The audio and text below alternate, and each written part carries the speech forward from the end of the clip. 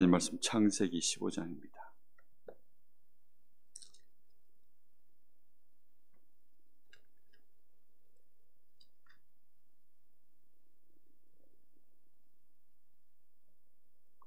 창세기 15장 1절부터 7절입니다.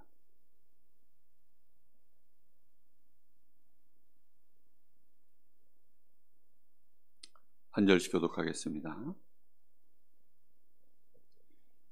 이후에 여호와의 말씀이 환상 중에 아브라함에게 임하여 이르시되 아브라함아 두려워하지 말라. 나는 네 방패요 너의 지극히 큰 상급이니라.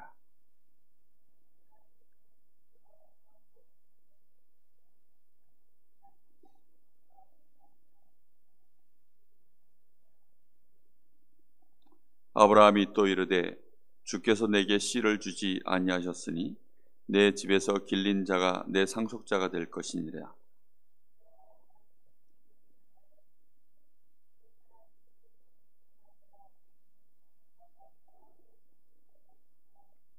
그를 이끌고 밖으로 나가 이르시되 하늘을 우러러 무뼈를 셀 수 있나 보라. 또 그에게 이르시되 네 자손이 이와 같으리라.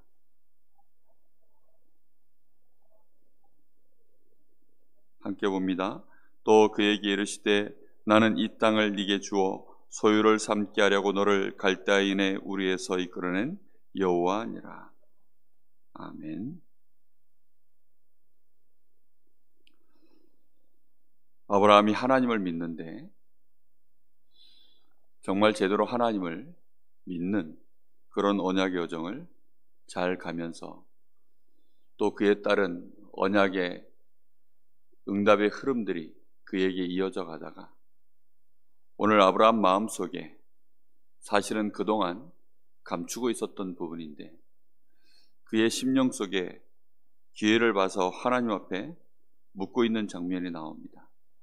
하나님이 나에게 자식을 언제쯤 주시겠습니까? 나는 자식이 없는데 근데 물어보는 내용이 뭐냐면 이 불신앙 속에서 물어보는 것이 이렇게 나오고 있습니다. 우리의 마음속에 언약의 흐름이 계속 이어져 가지 못하고 내 마음속에 언약이 막혀버리면 이제 거기에서부터 반드시 문제는 발생합니다. 아브라함 마음속에 하나님이 나에게 분명히 씨를 주시겠다고 하셨는데 그 씨가 이미 자기가 생각할 때에는 응답되어야 될 시간표가 한참 지났다고 생각한 겁니다.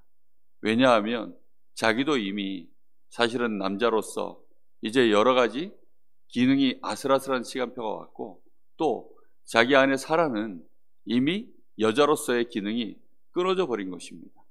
이렇게 되어버리니까 특히 자기 안에 사라가 너무나도 확실하게 여자로서의 기능이 끊어져 버린 것이죠.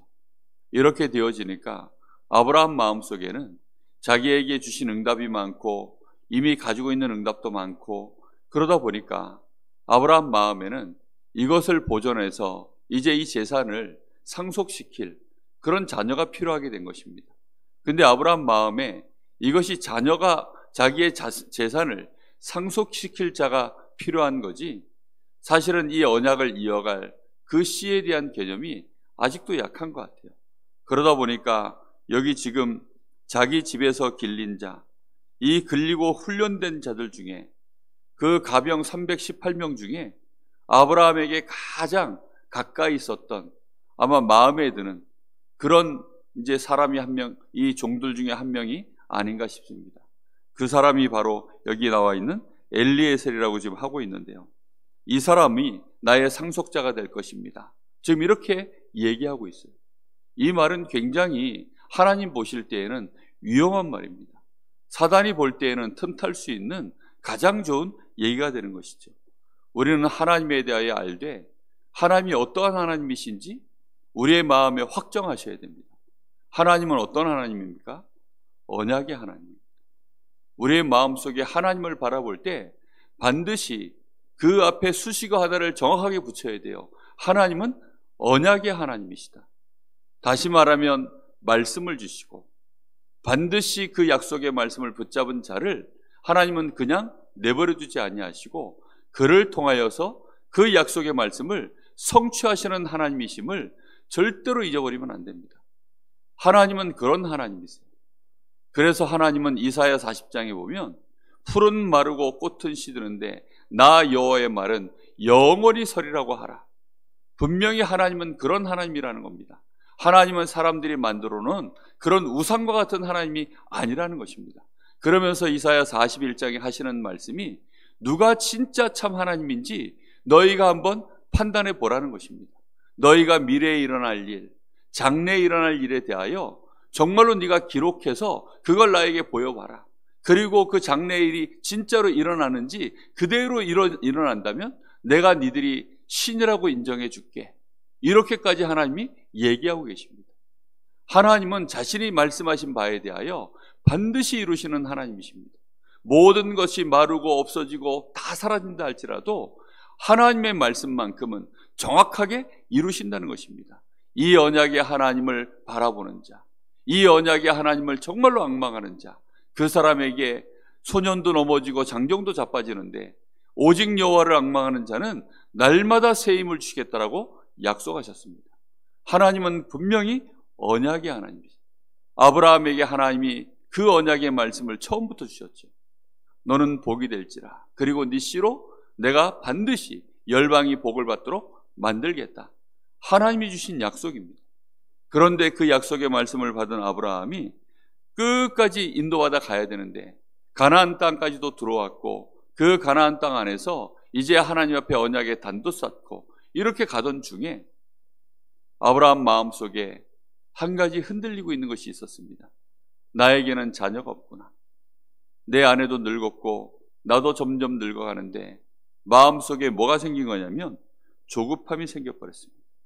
하나님은 아브라함 마음속에 아브라함에게 계속해서 응답을 주시고 하나하나 약속하신 말씀대로 성취해 나가는데 아브라함 마음속에 조급함이 생긴 거예요. 하나님의 약속에 대하여 정확하게 신뢰하지 못하면 우리의 계산법이 나옵니다. 사람의 계산법이 나와요. 우리의 생애는 이 모세가 말한 것처럼 뭐 길면 80이요. 정말로 우리 인생 자체가요 80 내지 120 뭐 이 정도 연수밖에 안 되어지는데 아브라함 마음속에 자기 나이가 어느덧 지금 80, 90, 100세를 향하여 가고 있는 마당이 되니까 조급함이 생긴 것이죠. 여러분 마음에 조급함이 생기면 그때부터 그것은 알고 보면 그 뿌리가 불신앙 속에 있는 것입니다. 이렇게 되어져서 아브라함이 사실상 거기에 흔들리고 있는데 하나님이 아브라함에게 다시금 약속을 주셨습니다. 그런데 지금 창세기 16장에 넘어오면 사라가 그렇잖아도 그 마음속에 아직 불신앙의 불씨가 꺼지지 않았는데 사라가 하는 말이죠. 나는 이미 이제는 틀렸으니까 당신은 내 몸종 하갈에게 들어가서 그래서 대를 이어가라. 이렇게 얘기를 하는 것입니다. 그 말을 듣고 아브라함이 그 말을 옳게 여겼다라고 나옵니다. 그래서는 하갈을 취하여서 자녀를 낳죠. 그 자녀를 낳아서 출생한 것이 그게 이제 이스마엘입니다. 하갈이 자기가 잉태한 것을 알고서는 그 여주인을 멸시하고 그리고는 이스마엘을 잉태해서 이스마엘을 생산했는데 그 이스마엘이 우리가 잘 알다시피 모슬렘의 조상이 되어지는 그 이스마엘이 그런 인물입니다. 평안한 가정 속에 갑작스럽게 분란이 일어나고 많은 고민거리들이 그 가정과 가문 안에 시작이 되어졌습니다.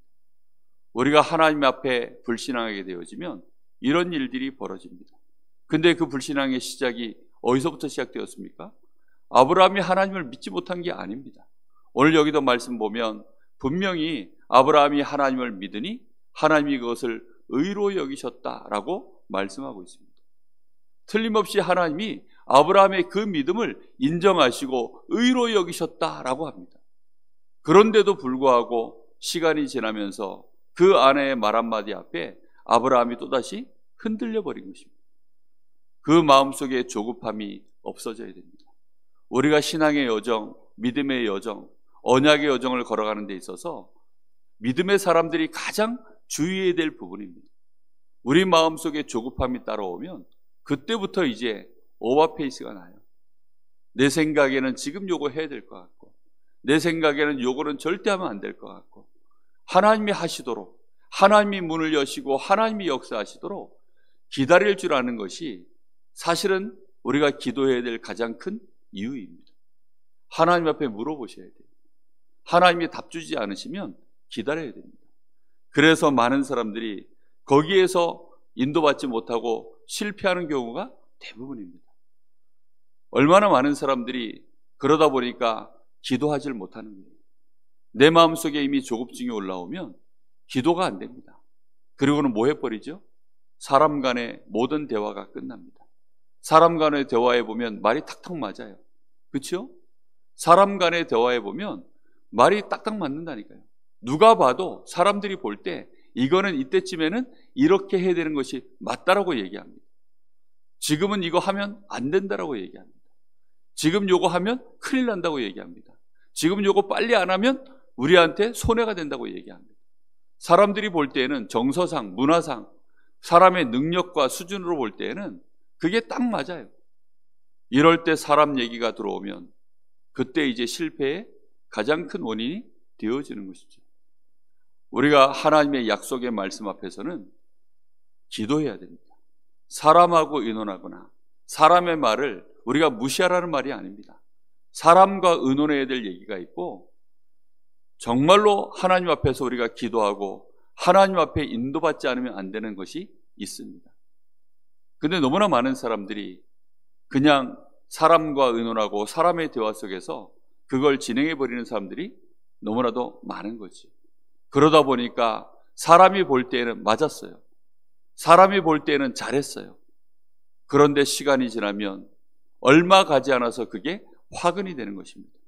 사라의 인생 속에 자기의 여종, 몸종에게 그렇게 무시를 당하고 천대를 당할 일이 그런 일이 생길 줄 알았겠습니까? 나중에 자기 후대들에게 이렇게 평생을 두고 자자손손 걸림돌이 될 만한 이런 이스마엘과 같은 자손이 일어날 줄 알았겠습니까? 그런데 이런 일이 사람의 의논 속에서 벌어졌다가 이렇게 그 합이 맞아져서 진행된 일입니다. 우리는 그래서 진짜 하나님 앞에 기도하셔야 됩니다. 하나님 앞에 주신 정확한 언약을 붙잡고 그 언약을 가지고 기도하고 각인 뿌리 체질화하는 그 시간을 꼭 가지셔야 됩니다. 내가 지금은 말씀을 딱 받으면 믿습니다. 지금 내가 이 약속의 말씀을 들으면 내 마음속에 선명합니다. 그런데 이것이 하루가 지나고 이틀이 지나면 나도 모르게 이게 희미해지는 것이 사람의 어쩔 수 없는 한계입니다. 여러분 수업 시간에 선생님한테 얘기를 딱 듣고 예를 들어서 수학 문제에 대해서 이렇게 풀면 된다라고 공식을 듣고 풀이 과정을 딱 보면 될 것 같아요. 그런데 이게 돌아서서 이제 집에 와서 나 혼자 해보려고 하면 이상하게 잘 안 되는 거죠. 나중에 시간 하루가 더 지나고 이틀이 더 지나면 이제는 아예 잘 모르겠는 거죠. 사람이 어쩔 수가 없는 것입니다. 사람이 가지고 있는 한계가 그래요.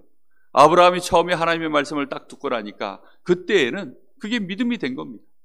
그런데 이게 시간이 지나면서 더군다나 이제 사라가 자기 아내가 말을 거두니까 자기의 이 조급함을 결국은 합리화시킬 수밖에 없는 의견이 나온 거예요. 자기가 조급한 것도 모르고 내가 불신하고 있는 것도 사실은 이미 잘 모릅니다. 아슬아슬하게 이 경계선에 왔다 갔다 하고 있을 즈음에 이미 경계선을 한 발짝 넘어갔는데 그때 이제 아내가 얘기하니까 그때에는 그 말이 딱 맞는 말이 되는 것입니다.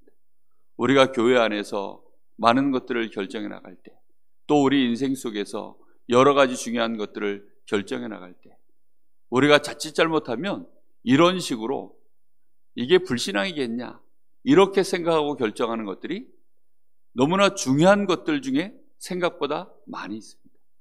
그러다 보면 자칫 잘못하면 그런 속에서 우리의 하루 이제 얼마 가지 않아서 그것이 화근이 되어져서 문제가 발생하고 그걸 결국은 갱신해내지 못해서 끊임없이 어려움을 당하는 이런 신앙인들을 너무나 많이 보게 됩니다.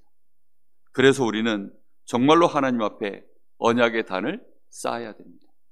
우리가 가지고 있는 기도 제목이 아닌 언약의 단을 쌓아야 돼요.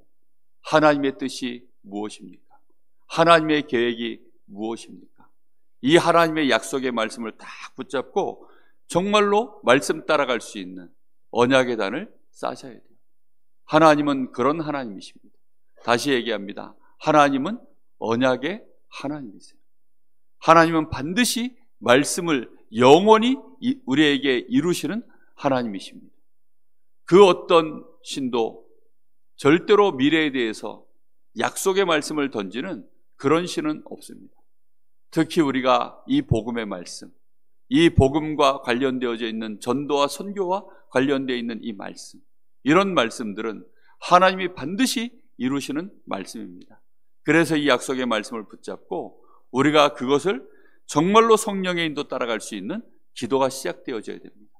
하나님이 인도하여 주옵소서. 하나님이 역사하여 주시옵소서. 하나님 모르는 내게 알게 하여 주옵소서. 내가 연약하고 내가 조급하여서 하나님의 인도를 놓치지 아니하도록 하나님 나를 붙들어 주시옵소서. 정말로 우리가 기도하셔야 돼요. 사라가 그런 말을 했을 때 하나님이 이렇게 말씀하셨다라고 말해야만 사실은 그 집안의 흑암이 꺾이고 불신앙이 무너지는 것 아니겠습니까? 그런데 아브라함이 하나님의 말씀을 고스란히 받아놓고도 그렇게 하지 못한 거예요.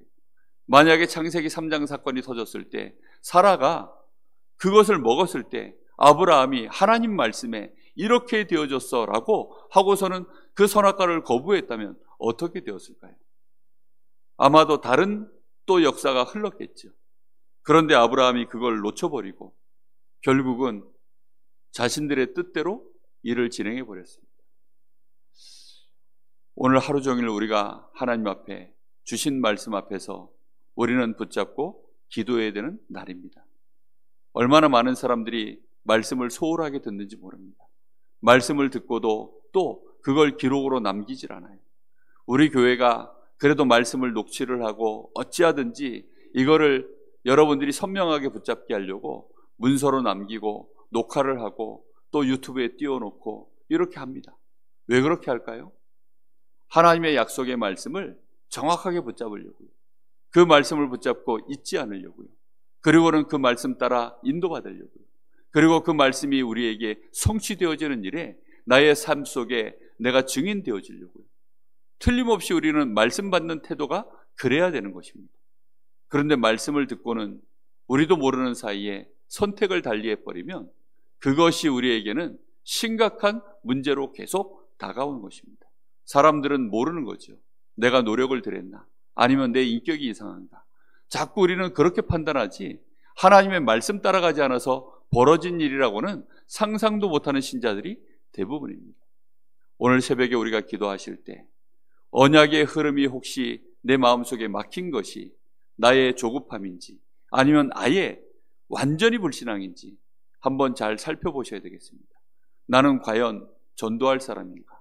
나는 과연 이 지역 복음화 할 사람 맞는가? 우리 교회는 세계 복음화할 교회가 맞는가?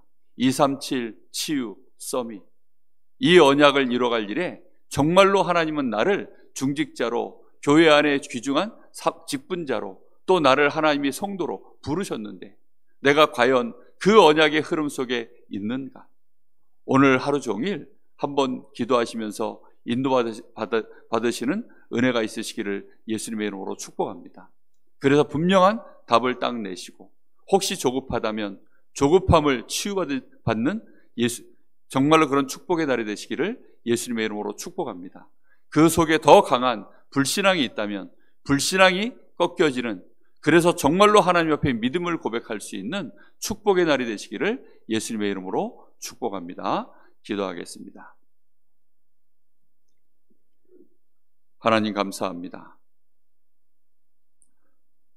우리에게 하나님은 분명한 말씀을 허락하시고 그 말씀 앞에 우리가 설 수 있도록 은혜를 주시고 그 말씀을 우리에게 감동 속에서 믿음으로 붙잡을 수 있도록 성령으로 역사하시니 감사를 드립니다.